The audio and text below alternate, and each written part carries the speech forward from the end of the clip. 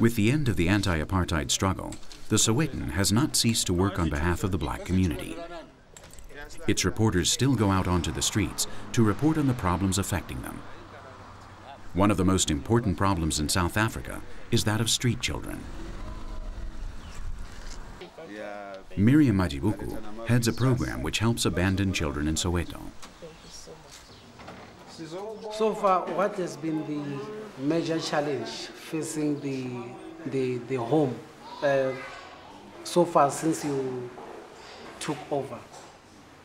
Well, challenges come in different forms. Number one, you do have a challenge of having to bring up children from a newborn baby up to our eldest child being 21.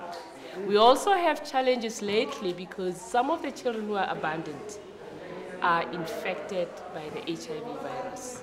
We also have a big challenge of having to cope with grief for most of the time because those children don't live up to 3 years. Already, we have lost 4 of our children through death.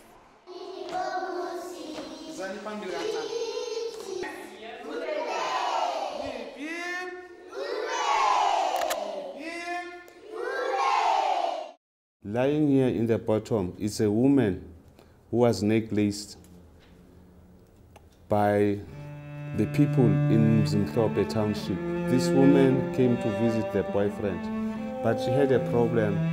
Her tradition is that she had some marks, and then she was mistaken, then she was killed and necklaced. In this picture here, former state president Nelson Mandela, they were celebrating 37 years. So Mandela is the first soldier of the liberation movement. These people all here are scavenging for food. They are unemployed. They don't have houses. So they eat from the rubbish dumping ground. All these people, including these children, some of these parents here these are their children. So throughout, they spend their lifetime in this dumping ground, taking anything which is being thrown by these trucks here. This time it was the first time the police in South Africa were confronted by the oppressed masses, workers, who started beating police, assaulting them with all sorts of weapons. They didn't have guns, but they were using just welding traditional weapons, sticks.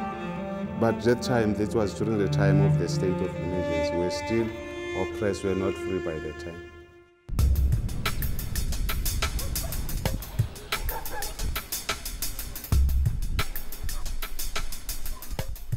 During the anti-apartheid struggle, Soweto became a true focus of resistance. Little by little, this poor township is trying to move forward. Well, Soweto is relatively calm compared to before 1984. I think today you see even whites can go there, have some drinks, socialize with people. You know, you can visit the area if they've got some attractive tourist destination.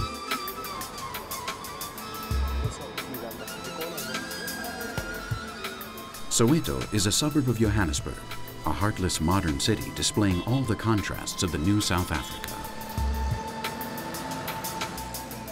During the apartheid years, blacks could only walk the streets of the capital center on their way to and from work. They were not allowed to live or travel through here at certain times of the day. Things have changed, but many social problems are far from being resolved.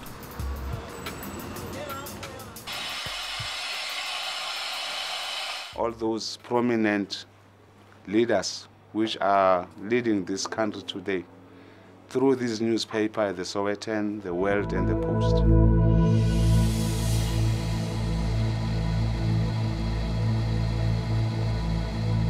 After 1994, it has been better in a sense that there is a lot of transparency.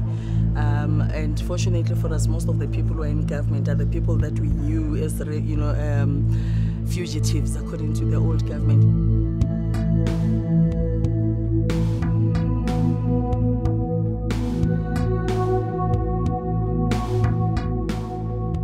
In 1994, delivered a miracle, but that miracle was only the beginning. It was the foundation. The real miracle was what was going to be built on that foundation by the behavior, the actions of people in the country from 1994. And that is why for journalists, it is that much more important to look at how the democracy is being understood and what are the things that are being done by journalists to make sure that they remain the watchdog of the democracy, the watchdog of the people.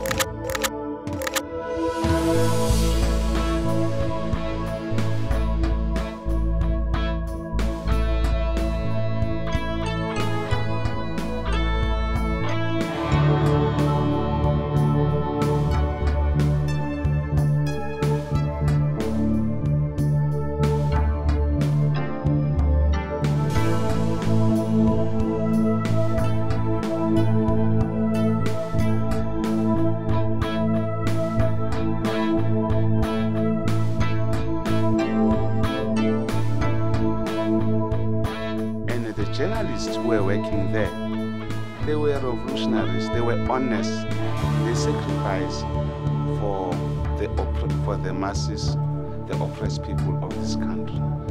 Both my legs have hip replacements. I don't have, I've got artificials with these two legs, but I'm still surviving.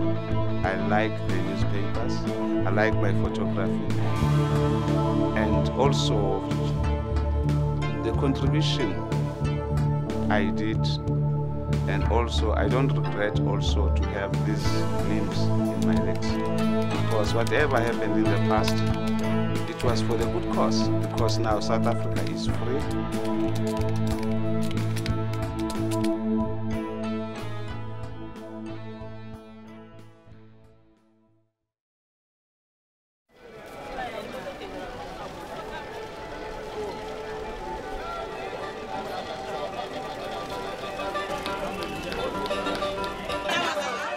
Until not long ago, in Africa, news was transmitted by word of mouth.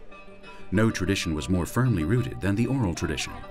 For this reason, in some places, the television is still called the talking picture.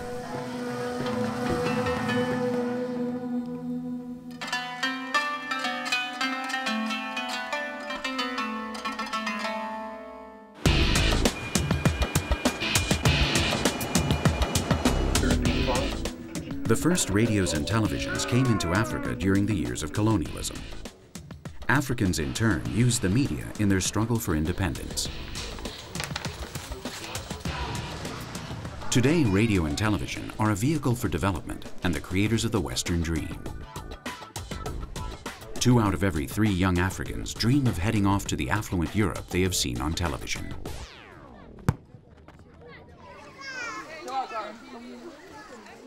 %80 of Africa's population still lives in rural areas. In villages and hamlets, it is unusual to see a television.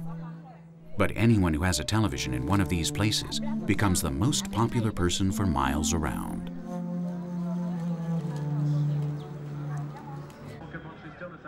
Every afternoon, just as they used to do with the griots and storytellers, these villages' people come together for the ritual of watching the television.